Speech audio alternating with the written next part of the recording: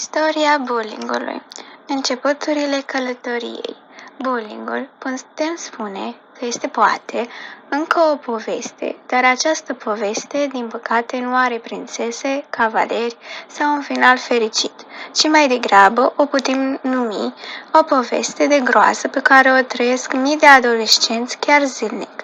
Astăzi voi fi povestitorul și trebuie să încep cu începutul acestei povești, care să rămână ca o învățătură în inimile și sufletele tuturor oamenilor. Ce înseamnă de fapt bully?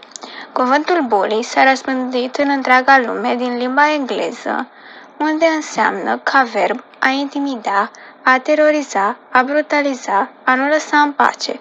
Are aceeași formă și ca substantiv sau adverb. Păstrând sensurile de bază ale verbului adecvat acestor forme gramaticale. De-a lungul timpului însă, cuvântul bully a avut o mulțime de înțelesuri.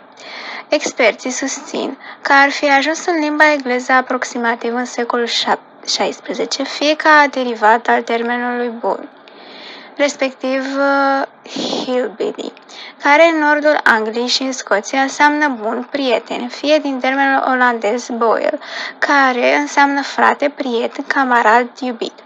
Pe parcursul secolelor 16-18, bully a fost folosit predominant ca termen de alin pentru toată lumea, însă, după jumătatea secolului 17, destinat numai bărbaților, când erai într-un astfel de grup și făceai prezentările unei alte persoane, ai fi spus "Let me introduce you to my bullies", în sensul de "permiteți-mi să-ți fac cunoștință cu prietenii mei".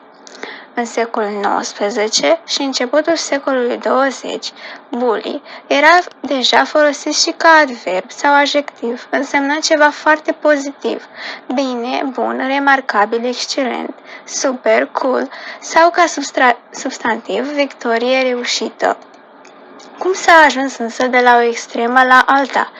Când și cum a făcut termenul bully tranziția de la pozitiv la negativ, ajungând să fie perceput și înțeles ca opusul său din vechime, agresor, hărțuitor versus bun prieten.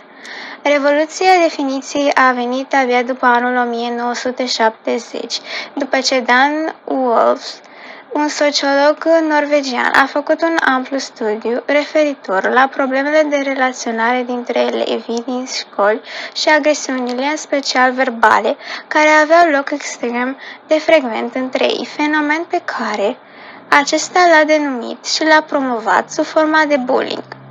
După mai multe preluări în diverse știri, studii de caz și articole din mass media, termenul bully s-a transformat într-un final în ceea ce știm cu toții azi.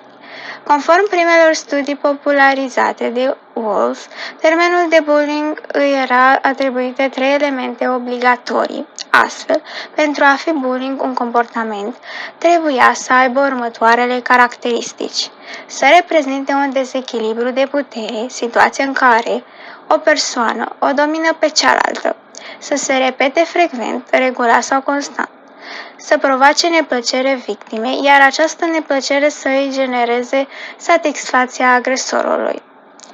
Acțiuni: agresiuni verbale, directe, jigniri, etichetări, umiliri publice, etc. Agresiuni verbale indirecte, răspândirea de zvonuri când auzi lucruri despre tine de la alții, farse sau glume proaste, verbale sau fizice, pranks, cum sunt cunoscute în America. Cyberbullying, agresiuni online, scrise sau sub formă de multimedia, audio-video. Excluderi sau includeri sociale selective, de exemplu, eliminare dintr-un grup sau includere pe baza unor criterii stricte și subiective sau contextuale, inclusiv condiționarea socială sau alegerea selectivă a prietenilor. De exemplu, dacă vrei să fii prieten cu mine, nu poți fi prieten și cu X. Agresiuni fizice directe, te împinge, te bate, te lovește.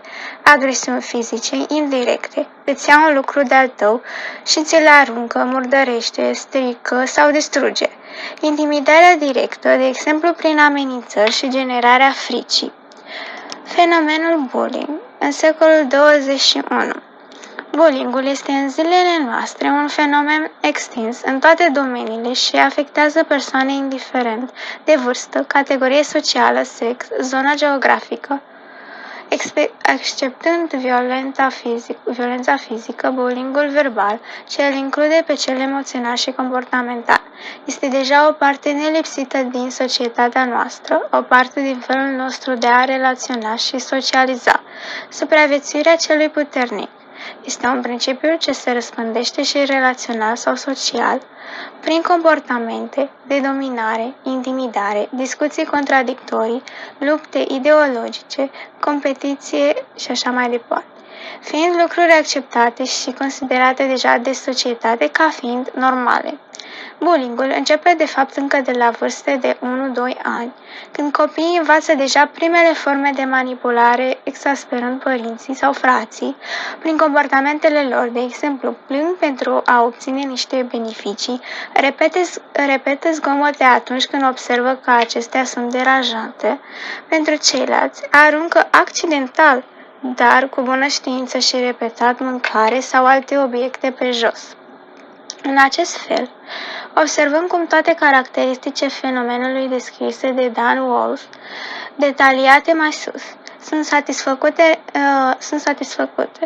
Remarcăm aici în special a treia caracteristică a fenomenului respectiv, faptul că sentimentele negative de supărare, frustrare, exasperare ale părinților sunt percepute în mod pozitiv de copil, care se distrează și se simte foarte bine văzând efectul negativ generat și faptul că are puterea de a genera acel efect.